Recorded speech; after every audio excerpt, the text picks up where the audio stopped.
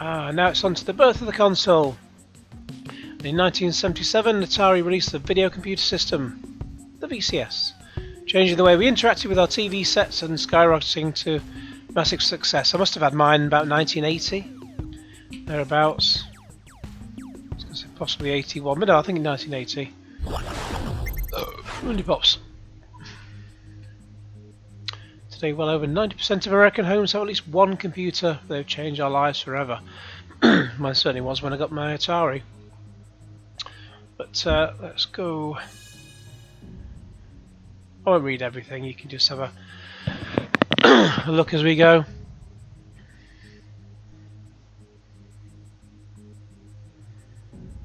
As they started it all and everyone else was trying to catch up. And there's mine. Yeah, later known as the 2600. I'm not sure when the name changed.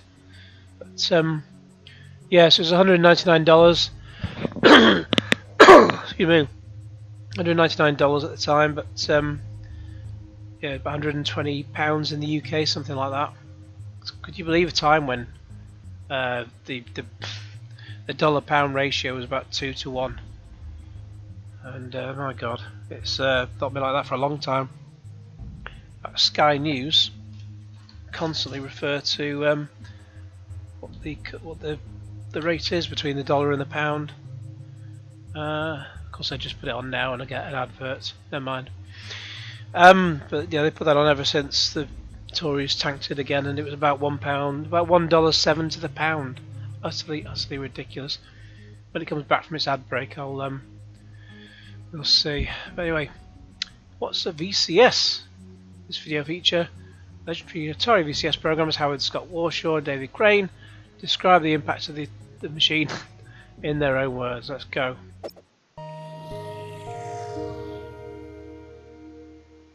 On the simplest level, what the VCS, the Atari 2600, what that is, it's a combination of plastic and computer chips that enables you to play a video game, an interactive video game on your home television, which is something that never really happened before. If you're making an arcade game, it begins as a hardware project. If you need something more in the hardware, just put it in the hardware and you can use it in your game. The Atari 2600, we didn't have that luxury. The game was already in Grandma's house. It was already hooked up to her TV. And all we could do is make a different cartridge, sell that to the person, he plugs it in. It was the thing that made video games a worldwide phenomenon. And all it is it's a box that enables you to play an interactive game on your TV. But on a cultural level, that's such a huge thing to do, because there were two things that achieved that changed the world, literally changed the world. One is it put computers in homes. At a time where IBM only had about 10,000 PCs sold altogether, Atari had millions of units installed, and every one of those was a computer in the home. The other thing it did was it created an interactive medium with television, which was always a passive medium. Before video games, people were just zombies sitting on the couch watching TV. But video games turned people into zombies jumping up and down on the couch yelling at the TV. And that was a very different experience. And I think that was huge in terms of taking people from a passive state to an active state. And we're still learning the implications of that.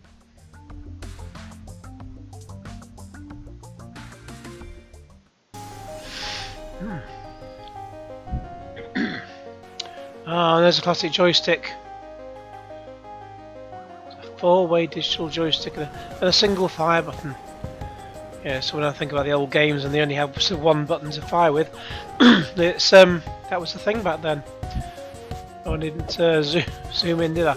Woo! And then of course there's a paddle that we need with so many of the games on this compilation. We can't flipping well have them. Give me my paddle, help!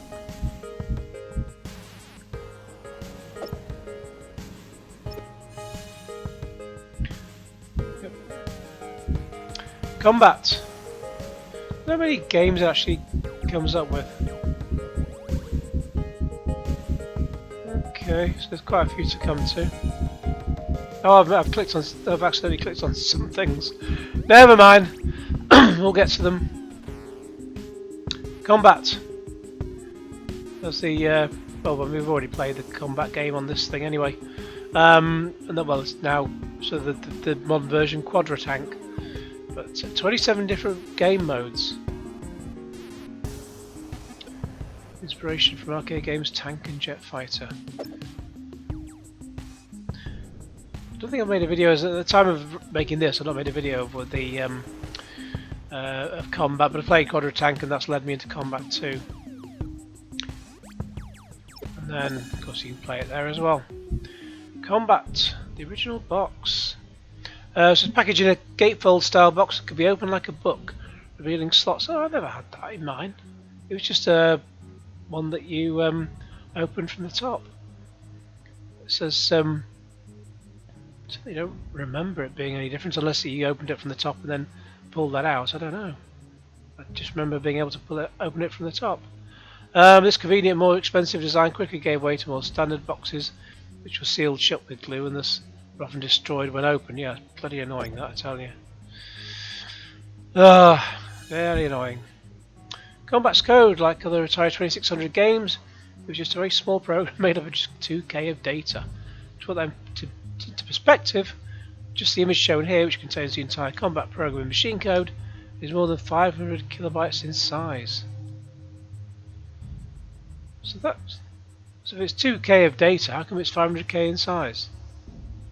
I don't know. Someone try and go on it. It's like God, this is like when I went to Specsavers the other day. I just can you read the third line down, Mr. Robinson? No, I can't. That's why I've come to you for some flipping glasses. Air Sea Battle. This is a fun game. It's well, I didn't do all that, did I? Whee! Let's go back and go. Whee! Of course, you can play it there as well. Surround, aka Snake, or if you've got a Nokia phone, yeah, you can play on there as well. Whee! And you can play it. Some cover art there. Whee!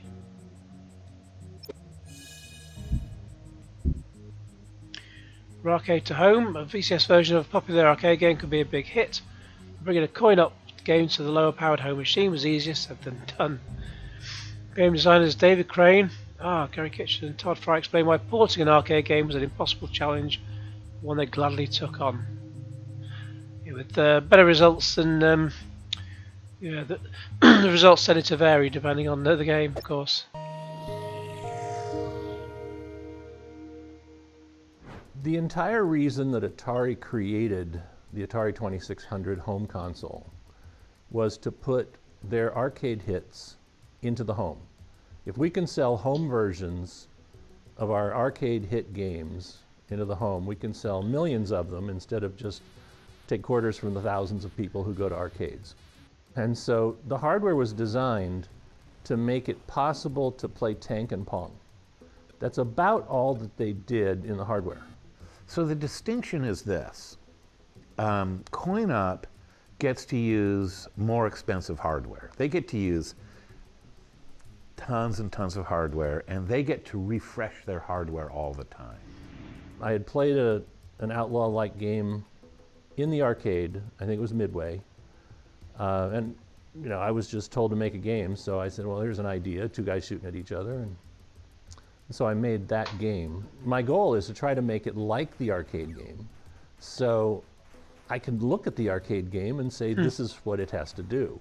So there really wasn't any need for me to have communication with the arcade guys. I'm particularly proud of the Atari 2600 Canyon Bomber because it also has the Atari arcade game Depth Charge in it. So it turns out that in a 2K byte Atari 2600 cartridge, I simulated both Canyon Bomber and Depth Charge, which were probably $3,000 arcade game hardware. When I was young, when I was little, I remember there was this drugstore, and in their comic book rack they had these abridged versions of great literature. You'd read it and it was the whole story of Treasure Island.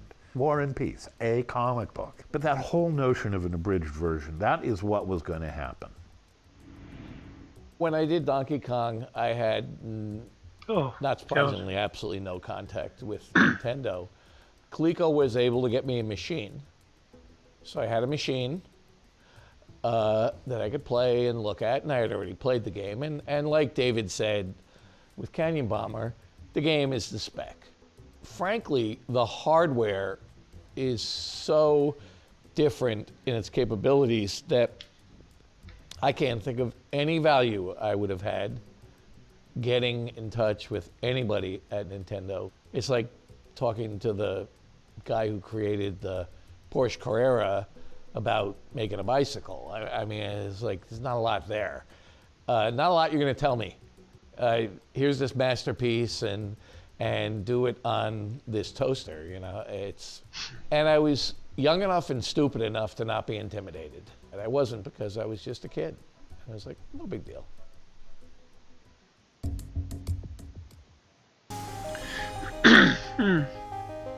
Yeah, Donkey Kong was not a good game on the 2600. Outlaw, so that's one we've just been seeing there. Whee! Of course you can play it there. Canyon Bomber.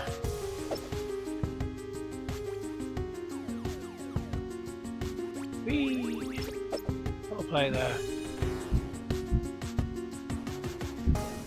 3D tic-tac-toe. Now, why would you pay £30 for something that you can just play on a bit of cardboard? Sorry, cardboard. On a bit of bloody paper with a pen. Same with same with Hangman and Basic Maths.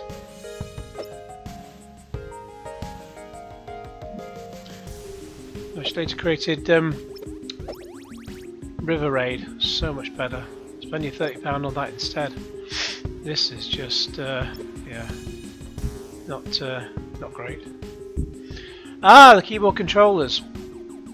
No, I was going to say there's quite a few. There's just a few games that seem to use this, and I do remember using it. But it came as a separate thing that you bought. I can't remember any games that used it offhand. I know Star Raiders came with its own gamepad, but yeah, I'm sure it's about to tell us what games it will come with. Hunt and Score, a memory matching game in which players flip cards attempting to find similar pictures, so Pelmanism then. Codebreaker, yeah, so that's also known as Mastermind, in sort of a physical form, even though you had a 3 or 4 digit. Now you had a 4-digit sequence, but it was like a toy that you could play with at home. It was basically it wasn't 4 digits, anything from 1 to 9. It was either white or black pins, and there were 4 of them. And so there weren't many combinations, but you had to try and guess what the right combination was. And why it's called Mastermind, I don't know, because it's certainly nothing to do with the TV show. But yeah, there we go. Brain Games. That seems to ring a bell. I seem to remember playing that. Why I would buy that though, I don't know. Unless I played it at a friend's house or something. I can't remember what games I did play with it. Anyway, Don't Watch TV Tonight, an early advertisement for the Atari VCS that ran in Popular Mechanics magazine. Since the concept of having a video game system in the so new, this ad was less about the VCS or its games specifically, and more about the very idea of adding a games console to the home. Oh, of course, yeah, that's what we've just seen on that video just recently.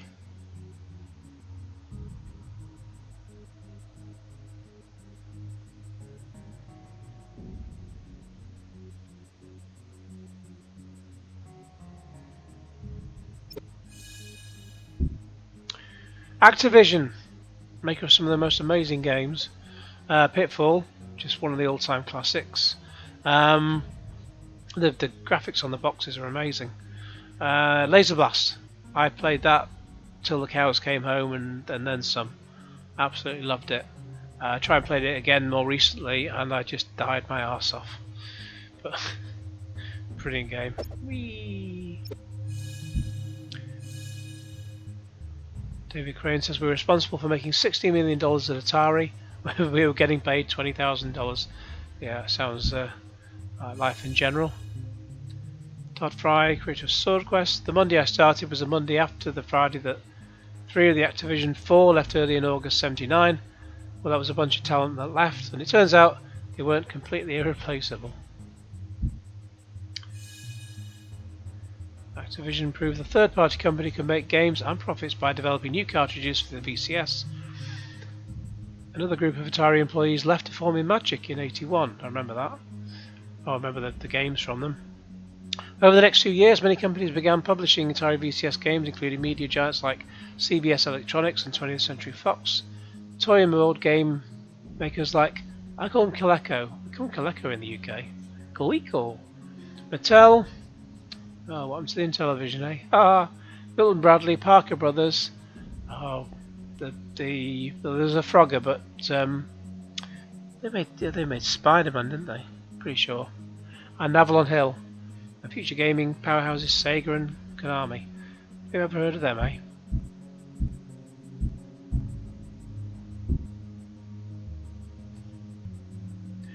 And just before we continue on with Adventure, I'll just show you that. Obviously, say before I continue, and then I go and continue with it anyway.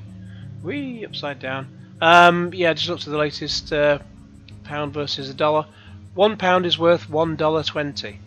So, yeah, literally not an awful lot of difference. Adventure's Impact. This is one of my favourite all-time games. I've already got a video online where I played all 3 difficulties on the game. And this video features game designers Cliff Bleszinski from Gears of War and Todd Fry and Tim Schafer discuss the tremendous impact that Adventure had on the world of video games and on them personally.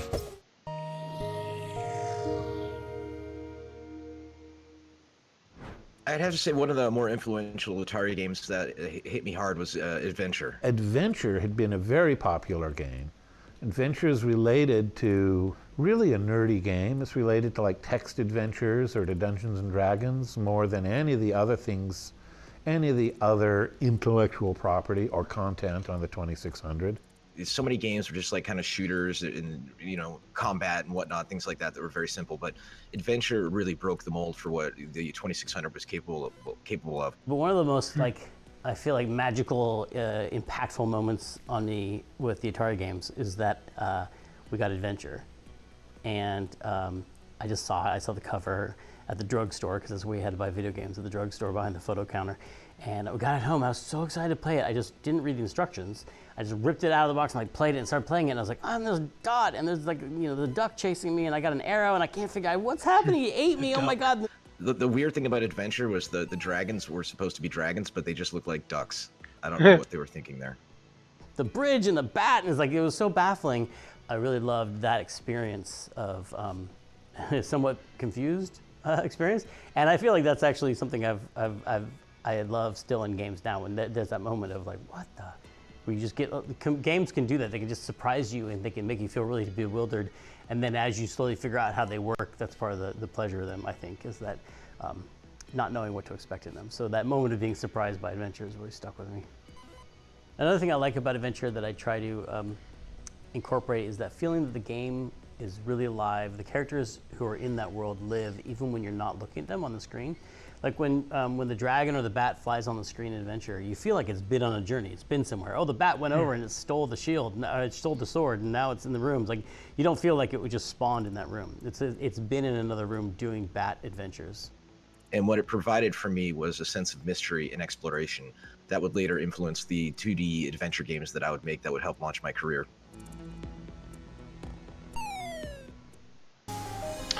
It is a wonderful game.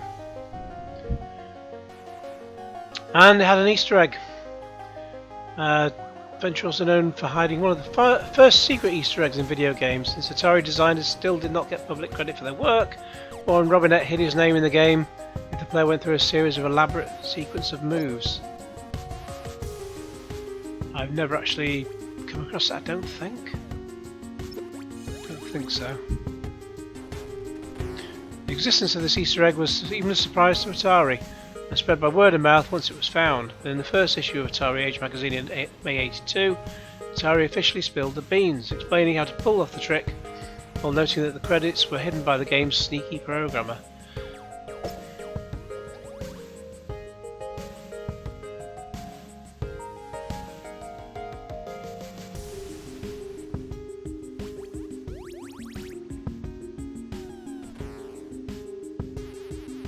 And you can pause it and then, yeah. I remember the god-awful, I don't read books, but the god-awful film of Ready Player One just had a section that dealt with adventure, and it was just a fantastic game, but my god, just a completely redundant point to a god-awful film.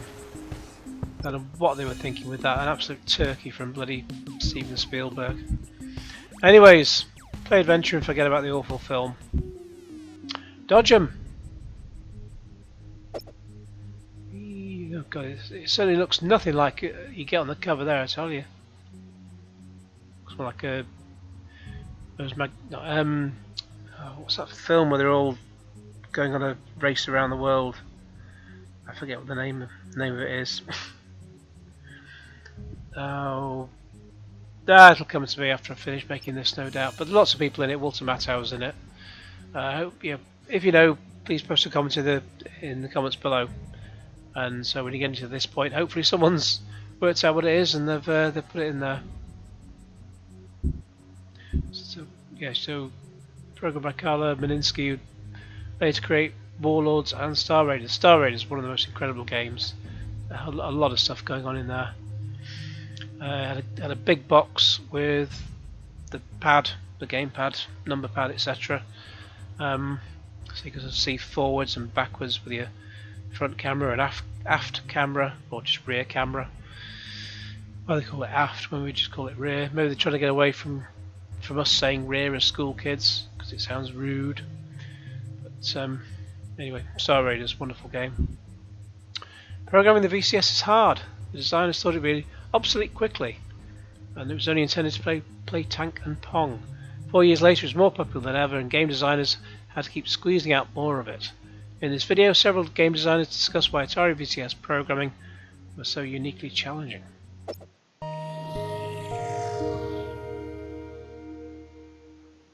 So one of the first questions they asked me at Atari was, what do you want to work on? So I just said to him, I said, what's the dirtiest, most basic elemental system that you have? And he goes, oh, well, that's the VCS. And I said, well, that's where I want to start. I mean, the constraints on the programmers were worse than I ever even imagined were possible. 2600 doesn't draw a screen. It doesn't draw anything. What it does is it has these little logic devices, these counters and shift registers that say, this is the start of the screen, this is the left side of the screen. The electron beam is moving to the right. I'm going to count. I know how fast the electron beam is moving. I'm going to count until the electron beam is somewhere on the screen, and then I'm going to change the color on the screen for a little itsy bit. There's only one console where you have to think about the electron gun moving across the screen and what machine cycle you're on and when you can show stuff on the screen. That's such a fun and unique and annoying challenge that it really hooks you. It's the most fun I've ever had making a game. What do you say, Dave? Fun might not be the word. You know, it is the most challenging thing you could do. When we were doing it at Atari and at Activision, there were fewer than 100 people in the world who could do what we were doing. And that in itself was, you know, very positive, very uplifting. It's really a sense of accomplishment. If you can create something that, you know, 1 million people love on this horribly limited piece of hardware, you've created something. You know, have a sense of accomplishment. And there are very few things more technical challenging than trying to get a game out of the VCS in the first place, because the VCS is a very technically limited machine. It sounds like a fabulous thing, and when it first came out, it was, because people had never seen anything like it. I don't know if other people are as rewarded by it, but you're overcoming tremendous challenges. There's nothing that's easy to do on the 2600. And you're winning, right? I love winning. And the other thing that's fun about playing them still is that they're all 60 frames a second. They have to hit that or the screen won't draw, you know? So they're all even much better than I think consoles that came out a few years afterwards. They all feel really fast when you play them. No Atari game has any sort of lag or anything because they had no option to have lag. It's like when today, in hindsight, people criticize the first screen of Donkey Kong on the 2600. When I finished that screen, I thought it was a miracle. And you get people on Facebook today saying it's the biggest piece of junk I ever saw. And you just have to understand the perspective of where you were at the time. The programmers that worked with that machine were magicians.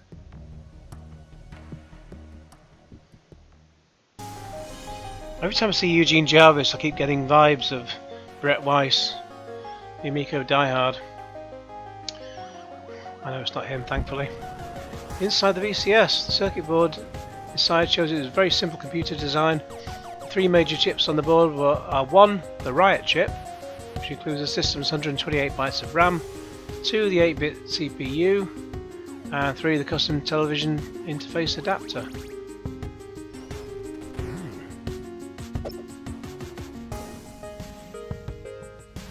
God, there's so little of it.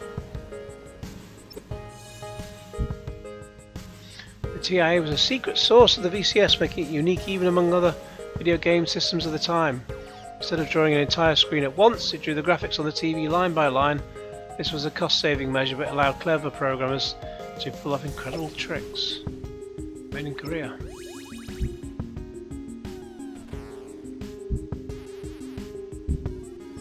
Missile command. Missile. Missile. Whee! Played, of course. I never seem to have seen this cover artwork at least once already. Missile Command wall decoration that's sold as a tie-in product.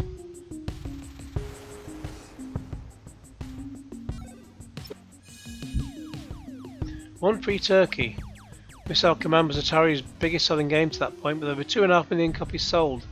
Rob Fullup expected a substantial bonus check that year, but was instead given this coupon for a free turkey. That led him to quit Atari and co-found the publisher Magic. I don't blame him. That's certificate of appreciation. It'd be nice to know exactly what year that came out, or what year it was on there. Why zoom it all in like that? I suppose unless it was 81, of course, but it would be nice just to see the whole thing. Anyways, Warlords, combination of Breakout and Quadripong, 4-player hits. So the S is played a bit of. Oh, what's it? I know I played a bit of it. So it was the arcade version I played so far on this this whole thing before I get to the Atari 2600 games. There you go, you can play it there. Some lovely cover art by artist Steve Hendricks. The Royal Family, original artwork of King Frederick and his 4 warring quadruplets, Dominic, Marcus, Felipe, and Ernest Devor. The Warlord's Manual by Steve Hendricks. Which one looks most like Sean Connery? All those tips and tricks. Carla's personal tips for success.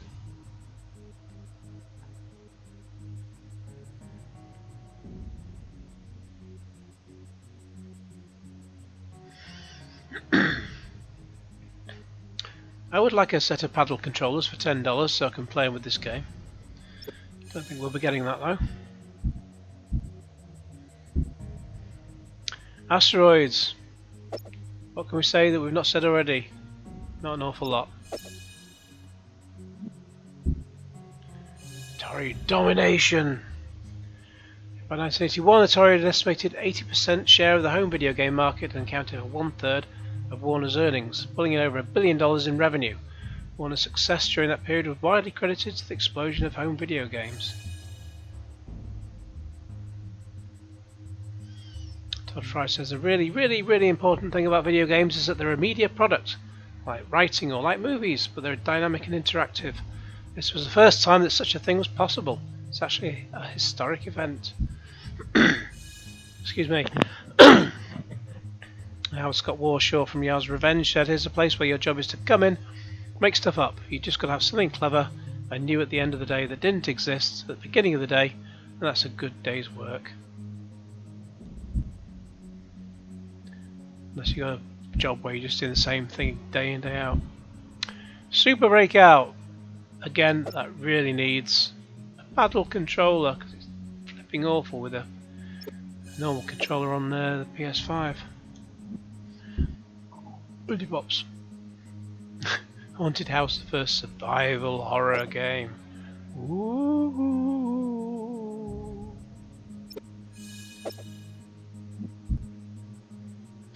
Box art gallery, the creepy box art for Haunted House, was again designed by Steve Hendricks. Flip through the images in this gallery to see the original concept sketches and final art for an unused version of the cover, as well as the final design. Ooh. It's very cool though, isn't it?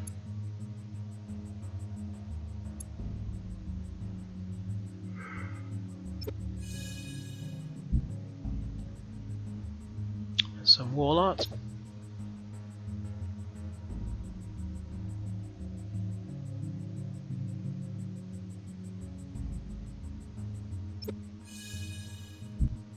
And of course, Haunted Houses, the new version.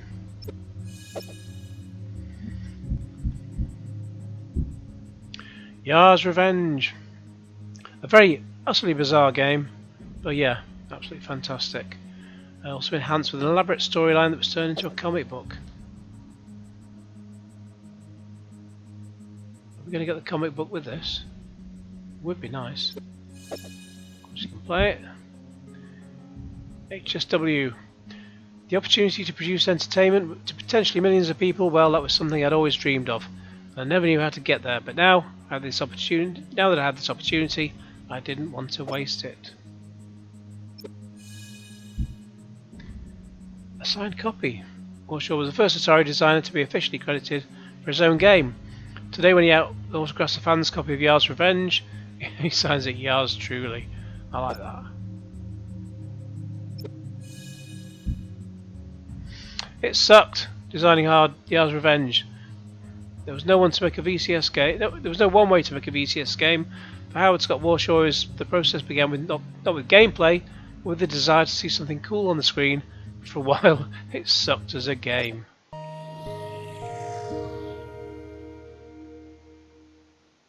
So I looked over this game. It was Star Castle. I played it a bunch. I thought about it on the VCS. I looked it over and I realized, holy crap, this is going to suck. This is going to absolutely suck. And I could not afford to have my first project suck. I did a little preparation, and then I marched myself into Dennis Kobel's office, and I said, look, instead of doing this, I'd like to do this. This is something that I think uses some of the basic game ideas, but I think this is something that would work on the system. This other one won't work. And I just made this little presentation to him. And to his credit, he said, okay, you know what, go for it. The first thing I put up on the screen was an animated character. Most people use a block because they want to start working out their game mechanics and stuff like that. I put up an animation. That was the first thing I put up on a screen. And people would go by and they go, wow, that looks cool. What does it do? I'd be like, nothing. You know, that's what it does. There it is. I said, I'm still working on it. Don't worry.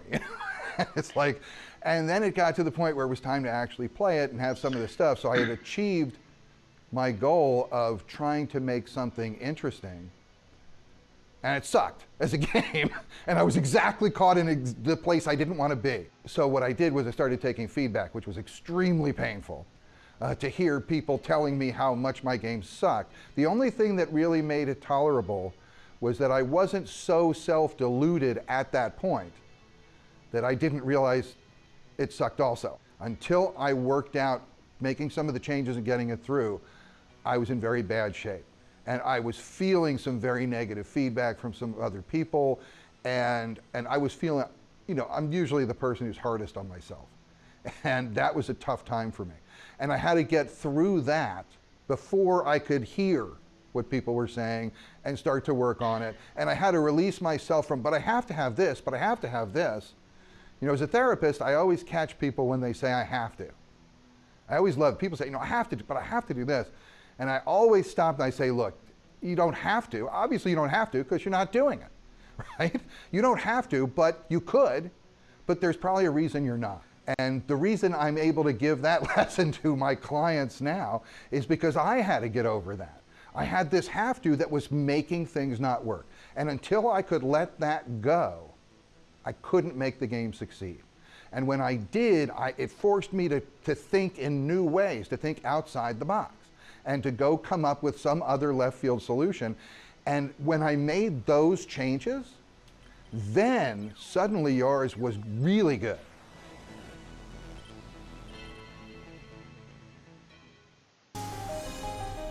Cool. Oh, my cup runneth over. What's in a name? Once the game was complete, the next task was to decide on a name and a storyline for the marketing materials. And he found inspiration for his characters' names in the most unlikely places. The executive floor at Atari.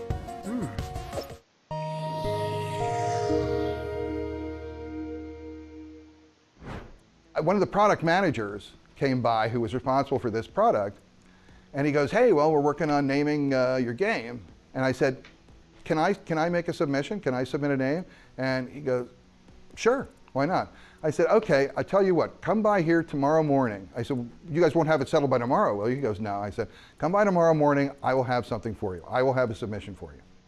So now I know what I'm doing for the rest of the evening. And I don't know if you ever tried it before, when you just try to make up a new word, everything sounds stupid. At least it does for me. I can't come up with something that sounds cool. Everything sounds kind of dumb. So being the algorithmic thinker that I can be at times, I thought, well, if I can't just spontaneously come up with some name, I should come up with a way to derive the name. I'll come up with an algorithm. It's a simple title, what's going on? Maybe I need an action thing. You know, because it's an action game, I need an action word. I don't know the name of the character, but I thought, you know, revenge.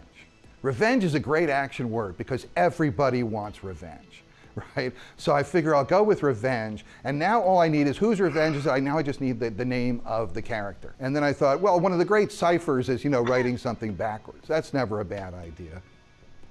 You know, the head of the company's name is Ray Kazar. And Ray spelled backwards, that's Yar.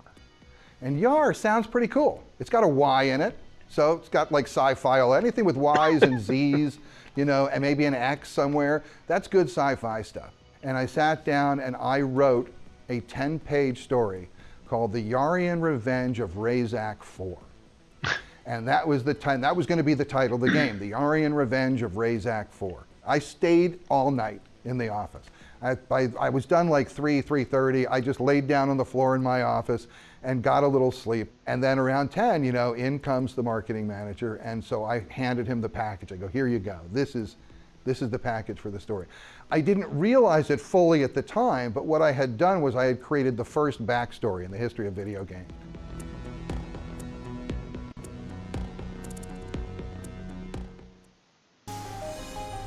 There we go.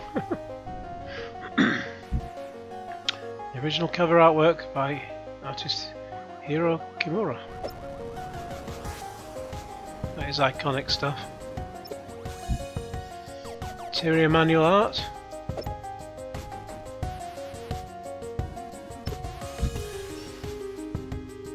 Oh, we do get the comic. Excuse me. We do get the comic book as well. The Quotile Ultimatum.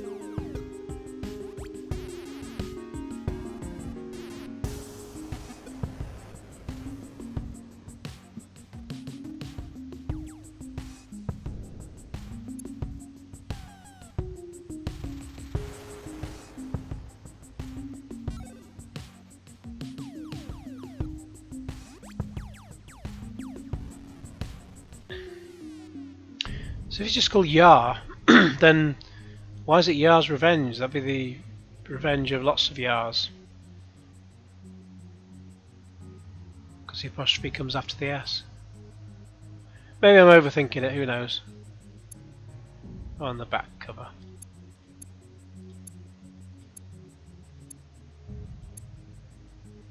Very cool. A wall decoration.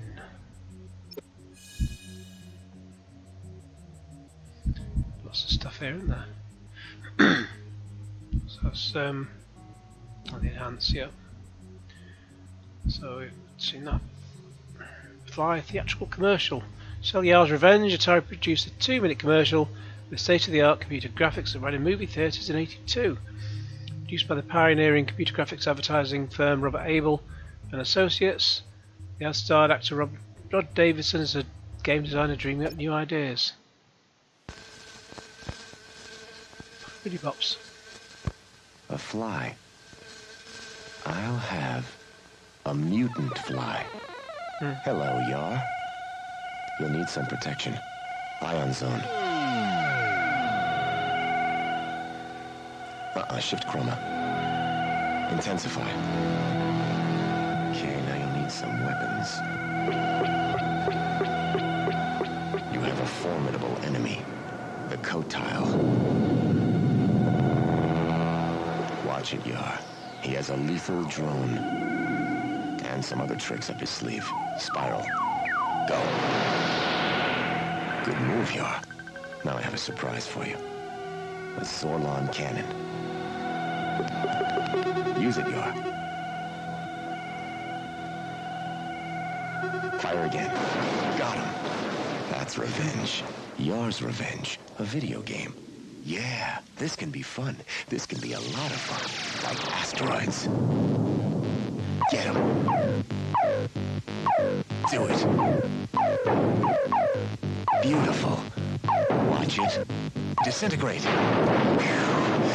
Now let's go into deeper space. Galactic map. Sector 11. Hyperspace. Sights in. Cylon warships. Attack. Steady. Stand by. Photons. Star Raiders. That's it. Star Raiders. That'll keep them on their toes. Let's see what we can come up with next. We're Atari. We have the vision, and we invented the technology to bring the excitement home to you. Which games were like that normally? So making a high-tech ad, a feature, the July-August issue, 83 issue of Atari Age goes behind the scenes in the making of the commercial. I'll zoom in, you can pause it to have a read of it.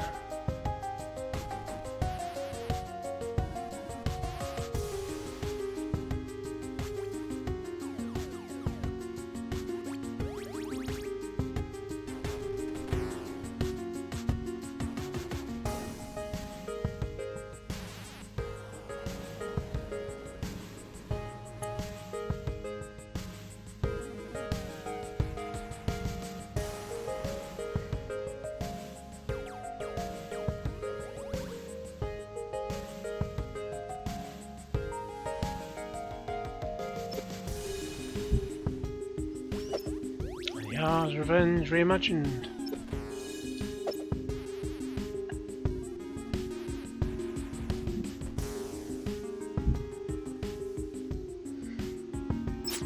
Oh. Me to come out of there. So play that and then you go. We did do that, didn't we? Yeah. We go continue. In the summer of '82, Atari was on top of the world. Its games sold millions of copies each. Millions of people around the world played Atari every day. Major new games were on the horizon, but the video games industry fortunes were about to turn. Then we go to highs and lows. That'll be the next one.